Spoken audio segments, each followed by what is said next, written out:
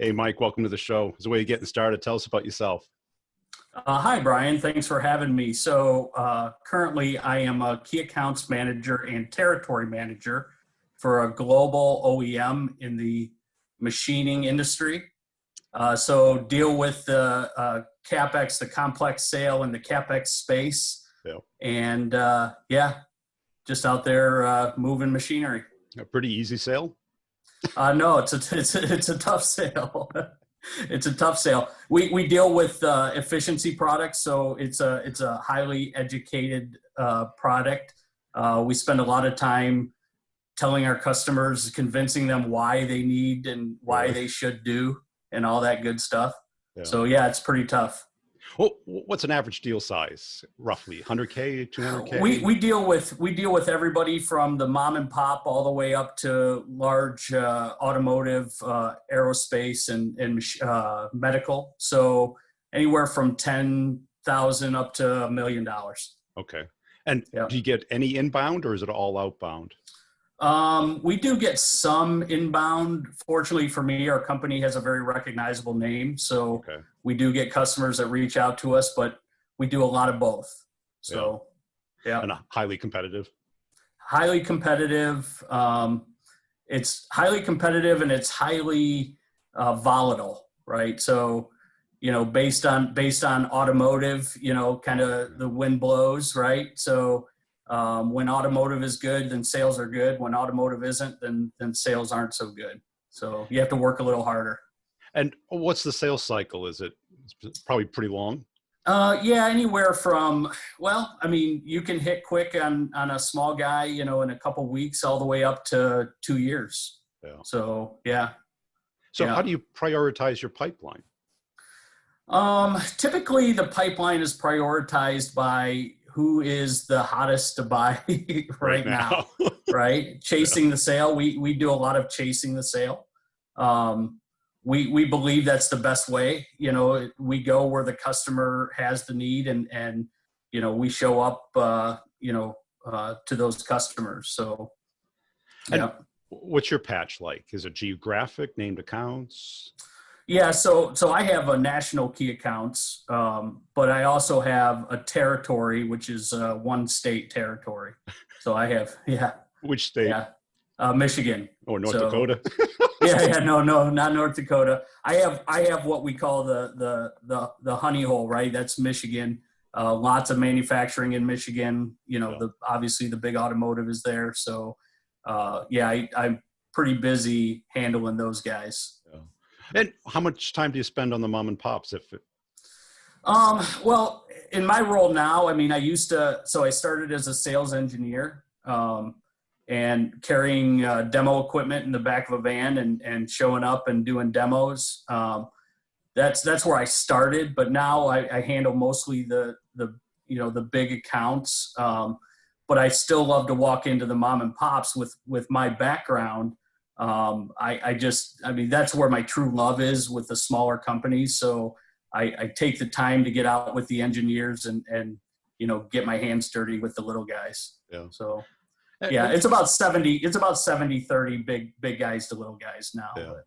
And how do you differentiate yourself as a rep? Well, so my background in this industry is pretty different. Getting into sales was not a forecasted it wasn't a forecasted in high school career. I want to be a rep. No. So I was part of a family business for my family had a business for 50 years. I was third generation, took over the business, ran that business for 13 years. Unfortunately had to close it back in 2014, and quite honestly, out of desperation, I applied for an inside sales position for this company, and obviously they recognized that I was no inside sales guy. So they put me on the road with the demo equipment, and, 3 promotions later, here I am. But what really differentiates me is that I used to buy equipment in the same space I sell now. Good.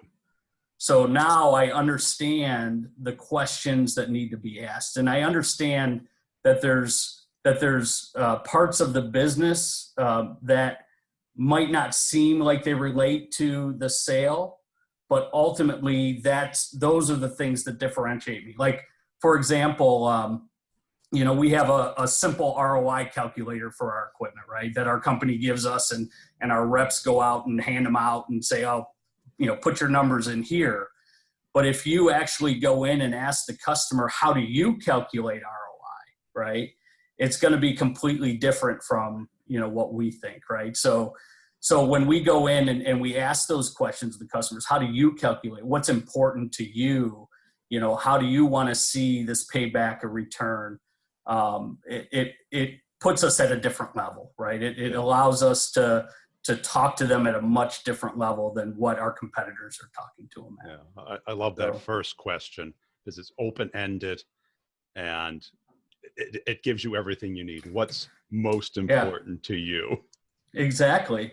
Well, and that's really, so I approach sales a little bit differently. I don't look at it as sales. I look at it like I'm a doctor writing a prescription, right? So when I go into a customer, my only focus is on helping that customer.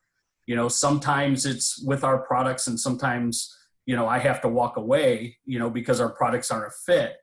But ultimately, I'm not trying to push anything. What I want to do is ask them the questions, get to know about their business. And from having bought this equipment in the past, Brian, I understand that what I wanted was a salesman who would take the time to know my business. Yeah. Right. And that's the important thing as far as I'm concerned. So let's walk through it. You walk in, they typically tell me, who you are, what do you do, how's it work? Right. So, and if we fall into that trap, we're dead, right? Yeah, exactly. Yeah. The show up and throw up, it doesn't work, especially in a complex sale, it just doesn't work. So typically I'll go in and I'm talking to engineering managers, I'm talking to, plant managers, operations managers, all the way up to the CEO. And what I ask them is, what are your biggest challenges? What are you working on right now? What are the problems you're trying to solve? Once I can get them to open up and start telling me some of those things, then I can tailor the responses back to them, walking them on a path towards the products that we have. So, but sometimes those questions can lead you down the wrong road, meaning that their challenges have nothing to do with your product. Yeah, that's true. That's true. And you have to quickly kind of realign that, right? And get back to maybe ask them some leading questions like, how are your delivery times? How are your, whatever. Like I said, we're in the efficiency space. So getting back to, that, you can kind of come back to that. But to answer your question though, the things that are bothering them, even though they don't relate to me, they may relate to me. Yeah. Right. So understanding what those biggest challenges are really important to tailor the entire package. So it's never a bad thing to listen to that stuff and then kind of pick them through, because let's say they're having a problem with delivery time, right? I don't sell products that are going to help in delivery time per se.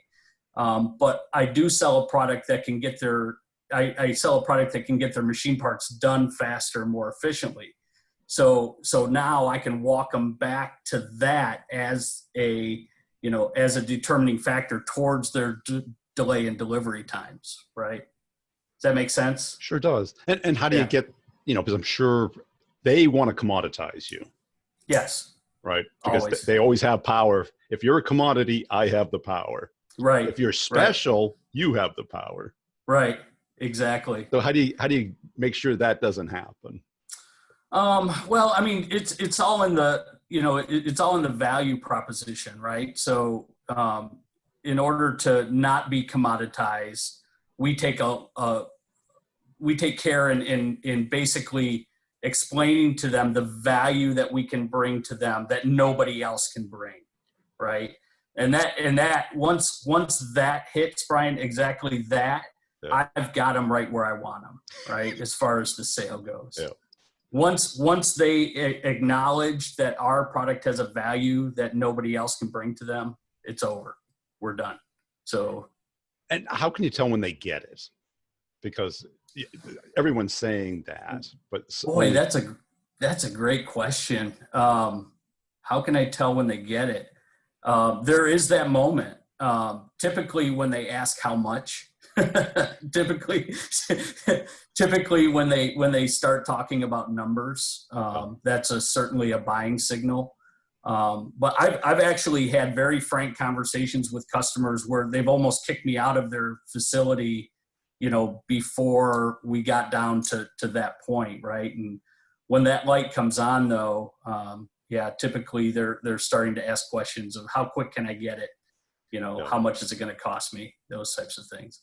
And how do you create urgency with it as far as do it today versus do it a year from now?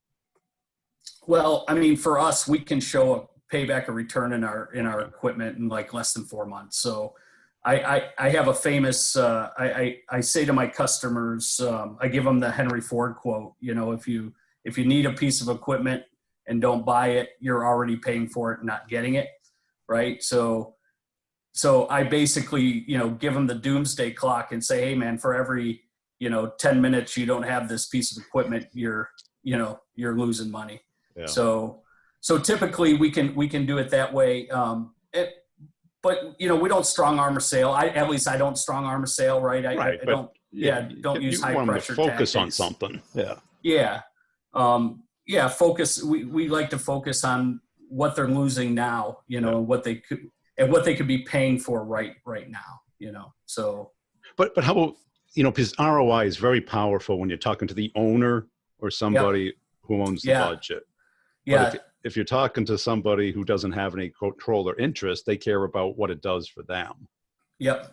Yeah, you have to be very careful with that because a lot of times even the young reps will get kind of trapped in that, right? So, understand who you're talking to and what's important to them. I'll tell you a good story, Brian. I had a young rep underneath me. He's a sales engineer. He came to me and said, hey, I'd like to offer something to try to close this deal. I want to offer them free shipping. And I said, okay, are you sure that free shipping is of value to them, right? Do they care about it? Well, he did it. And he found out that shipping doesn't even go into, the manufacturing manager's budget. It's rolled out. It doesn't hit their CapEx, budget. So, it didn't mean anything to him. Yeah. He ended up having to give them the free shipping and give them a discount on top of that. So, it's really important to go in and ask those questions, right? What is important to you? Yeah. What, is free shipping of value or is it not? And a lot of times, you're going to end up doubling up on your discounts if you, offer them something they don't care about. Yeah. And what I love about that question is you can get a false positive. Like I sold to engineers most of my life. And if I asked what was important to you and the engineer said cost, I knew it was a false positive. Engineers have no control over the budget. Right. If cost is important, that means they wanted to go under the radar. Right. Which means it's not going to be a big deal. Yeah, exactly. And that's it. And if you're talking to a finance person and they don't mention cost or ROI, you know it's a false positive. They say, number of widgets per hour. It's like something that they have to care about.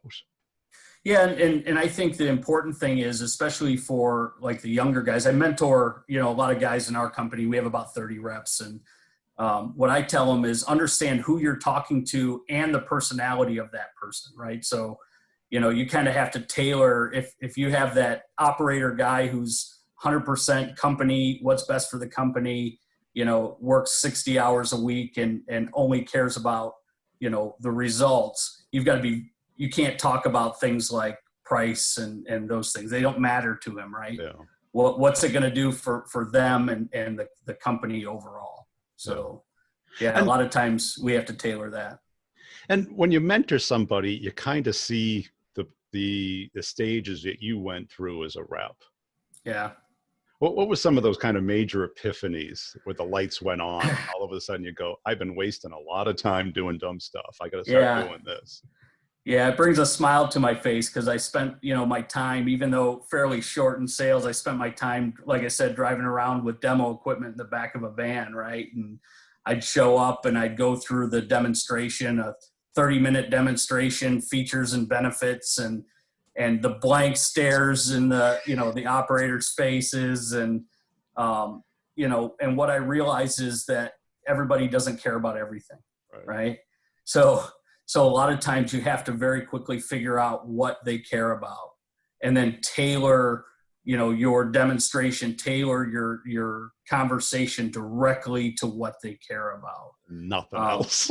Everything else is for my benefit, right? Everything else. I mean, it's great that I can stand up and do a 30-minute, demonstration and show every feature. But if they don't care about it, it's only for me. It's not for them. Right. The brain turns off. And I bet you at that early stage, you were excited at the end of the day, the most number of demos you gave. Right. And the funny thing is that my demos went from 30 minutes to about 5 minutes. I would show up and set up the equipment for half an hour and get everybody in front and be done in less than 5 minutes, because in the time I was able to hone in on just what they wanted, and show them exactly what they want. And then I call it the drop the mic moment, and then stand back and let them talk. Right. Yeah. So, yeah. Because usually it usually comes down to like one thing. Exactly. That they'll remember, that they value, that you do, that nobody else does. Yeah. I was traveling with one of my sales engineers. He's 23 years old, and, he showed up to do a customer demonstration, and I was standing back watching. And the funny part was he was asking them if they used a certain tool, and literally right behind him, Brian, was the whole wall of those types of tools, right? So he couldn't see the forest through the trees. He was so intent on doing this demonstration that he didn't see the whole wall of what he was asking them if they used behind him. Yeah. To me, that's just an experience. I mean, you have to pay attention. You have to take in the surroundings when you have the chance to be face to face, and then you have to be direct and to the point, and to their needs. So what they care about. And the reps that come to you for help, come to you to talk through what they're facing. What do you typically see them doing wrong or less than perfect? Well, I think number one, again, a really good question. I think number one is they talk too much. Yeah. And don't listen enough. I mean, and that's kind of cliche in the sales world that you hear people say that. But even though people know it, they don't get it, right? Let the customer drive that sales visit. I mean, for me, it's easy. Like I said, I'm like a doctor writing a prescription. I walk in, I start the conversation, I sit back and listen. And as I'm listening in my mind, I'm thinking, okay, here's the products that I know can help them, but I don't tell them. I don't tell them until it's the right time to tell them, right? So I sit back, let them talk through. A lot of times they will commit to buying a machine from me before I even pitch the machine. Even before we get to that point, they know they need exactly what I'm selling. Yeah, and I think that's it. It's by far the number one thing. They're talking too much. And I think they feel obligated to talk. Right. I don't think it's even that they want to talk. They just feel it's their job. Yeah. And they don't have the confidence to have that pregnant pause. Right. Yeah, exactly. Ask a nice open-ended question and sit back. Yeah. Pop some popcorn. Pop some popcorn and watch the show. Yeah. Yeah. It's very, yeah, it's, I mean, obviously a lot of people think that sales is just talking, right? I mean, I think used car salesmen or whatever give that, kind of a bad name, in sales, but really we need to listen. We need to evaluate. We need to analyze. Yeah. And then we need to propose, a solution to help after we understand their business. And I think when I was buying this equipment, Brian, that's really the guys that stood out to me were the guys that really understood my business. And so for me, as I mentor these guys, I try to make these young guys understand, hey, understand the business first and then propose a solution after, right? Yeah. And that's just kind of how it plays out. So that's it. Because after you leave and you call in, to either, Mhm. get an update or see where the deal is or push the deal to the next step. They either want to talk to you or have to talk to you. Right. You want them to want to talk with you. Absolutely. So if you don't Absolutely. have any value, or even if it's just an enjoyable interaction, Yep. Yep. you got to ask yourself, why are they going to talk to me? Exactly. Well, and that's a great point. And a lot of times what happens, our young reps are afraid to ask questions because they're afraid they won't understand the answers and know how to have a conversation. So they just avoid, the questions, about, let's say, ROI or other parts of their business. Now, if they're talking specifically about our machinery, they know everything, right? They can talk about that. But you start getting into how do you cost account? How do you, what are the other departments that might benefit from the use of this? They just, the reps stay away from that like the plague because they don't want to be vulnerable to the customer. What I found is that vulnerability to the customer can be completely endearing to the customer, right? They might be more trusting of you because you admit, hey, I don't quite understand what you're doing here, or, can you explain this to me, or whatever. That actually creates the relationship that'll get them to want to talk to you in the future. Right. Yeah, because trust is showing more interest in their concerns than your own. Sure. And when you Absolutely. say, let me tell you what we can't do, or Right. if this is not a match, I'll point you in the right direction. Absolutely. That's Yeah. our concern for them. Yeah. And that's hard. How about as far as like being emotionally attached to each outcome instead of the focus being on getting the right thing for the customer? I mean, obviously, so I kind of think it's a hybrid of both. Yeah. Right. I mean, I get emotionally attached first, and then I'm driven to make sure that it's right, to make sure that they're successful. So the last couple of years, I've been really focusing on that customer experience piece, right? That, we've all heard the catchword customer experience. It's kind of the new thing, right? And, but I really do believe you have to be emotionally attached. You have to care. You have to care. You have to help. If it's just, at the end of the day, if it's just about a sale for your commission, you're going to lose. Yeah. You're going to lose. Because the customers will see that and it'll drive that process, right?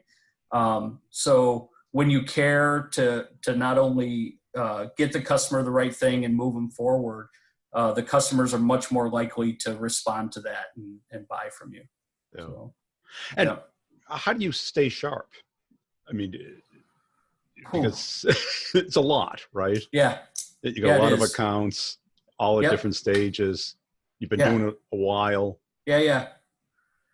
So the way I do is just to get back out in the field, right? I mean, the way to stay sharp is to stand in front of 40 people and do a product demonstration, right?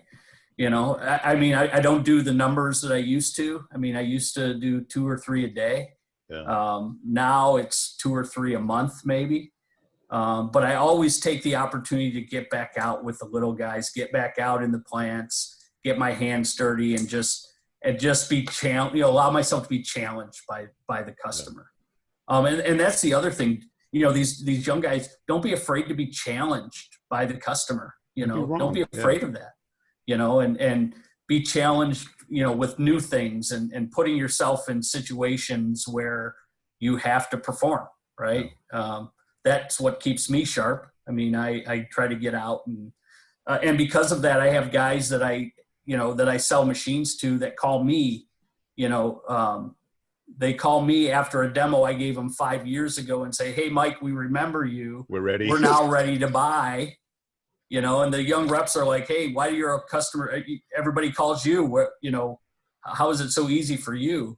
Because I've already done the work. I already got out there and put myself out there to those guys, and they remembered me. And what motivates you? What gets you up in the morning? What keeps you going through the day? Well, losing my business the way I did in 2014, life has been really good after. I've very quickly, fallen into a new career, and what motivates me is just helping, other customers not fall into that same trap that I did. Yeah. So, it's not really money. It's not really commission. I know, we're all sales guys here. That's kind of a bad word, but really it truly is helping the customer, getting the deal right, not only selling something, but getting it right. That's, really important to me. And then also calling a guy 3 years later and saying, "Hey, how you doing?" And he's like, "Oh, this is the best investment we ever made." Yeah. I mean, that's what drives me, right? I want that feedback from those guys. So. And how about that entrepreneurial mindset? Did that transfer well into sales? It's a good question, because I tell our young reps that I mentor, when we have a territory, when we have a sales area, we should run it like your own business. If you actually do that and control that business and control that territory as though it's your own business, you take a lot of the power away from not only the company that you're selling for, but you empower yourself to be more successful, right? Because you're motivated. Salesmen have to have an entrepreneurial spirit. They have to, right? Yeah. If you don't, and you let the company tell you what they're paying you and how they're paying you and all that stuff, forget it. You're going to be chasing your tail. You're not going to be happy. But when you take that and you make it your own, then you'll be successful. Right, because it's that personal responsibility. When I hear a rep say, "Oh, I'm not trained in that yet. Let me ask my manager what I should do." Yeah. I've heard a rep go, "I'm going to ask my manager what kind of deal we should do over here." It's like, right. Why don't you take the deal you want to do to the manager to get approved? Yeah. I had a young sales rep that actually said that in a meeting. He said, "Well, the customer asked for a discount, and it was really nothing." And he's like, "Well, I'll have to go talk to my manager and let you know." And, I told him, I said, "You had him. All you had to do was, split the difference or whatever. You were there. Just do it. Ask for forgiveness later." I'm in our company, I'm kind of known as a cowboy. I get pretty creative sometimes. And the young guys are like, "How do you get away with that?" And I'm like, I ask for forgiveness later, right? I mean, sales drive. There's only one KPI in our business, and that is sales, right? When you're bringing dollars in the door, it's amazing what you can get away with. Well, that's it. A PO in the hand. Yeah. Versus a proposal. Sure. Yeah. And it's like, the PO is not perfect, but it's the last week of the quarter. I'll take it. Right. Exactly. Yeah. And especially walking away or potentially stalling a deal or something because you have to go ask your manager. I mean, come on, we don't, I tell the guys, just get the order, get the order. Yeah. So, and that's it. And own that responsibility. And I think this is something that we're seeing right now. The people who did take that ownership all the way through, their own PC, their own software that they need. I got to see if I can get my manager to reimburse me for this. It's like, own it. You are the means of production. Exactly. Own it. And that mindset is so different than the employee mindset. Yep. Where I'm marking out my vacation. I got to take my sick days and my floaters. And you're worried about time off. You're in the wrong job. Exactly. Well, and I always say, as long as I have my phone, I'm working, right? So, I can go, lay by a pool and have my phone and answer a few customer calls, and I know there's something to unwinding and unplugging and all that stuff, but at the end of the day, that's not the job that we're in. We're in a 24/7 job, and the rewards are there for us. So right, you get the rewards of being an entrepreneur without the devastating downside and risk. Yeah, trust me, I understand that risk. So do I. Right. Yeah, it's true. It's true. Absolutely true. I don't have to worry about who's making payroll on Friday. I don't have to worry about that. Every month the money comes into my liability. account. So it's the best of both worlds, right? The ability to run a business, take ownership of that, own it, but yet not have to worry about, paying everybody else. Yeah. So, And what one thing that you wish you had learned your first year in sales that you now know? oh boy. One thing I would say that,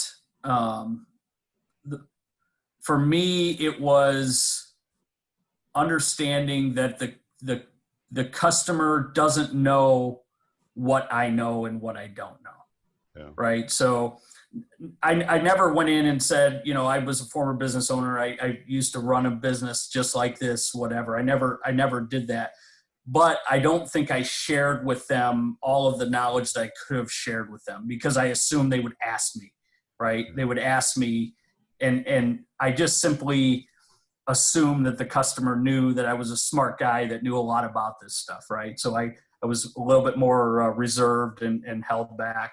That light bulb came on about maybe 8 months into the job, so, and I wish I had started, from where I'm at now. Right. So, and they probably get that sense by the curiosity and the interest that you have in how they view their business. Yeah. But initially, Brian, I didn't ask those good questions, right? Okay. I towed the company line, right? Features, benefits, show up, throw up, right? I wasn't a sales guy. I was an entrepreneur, right?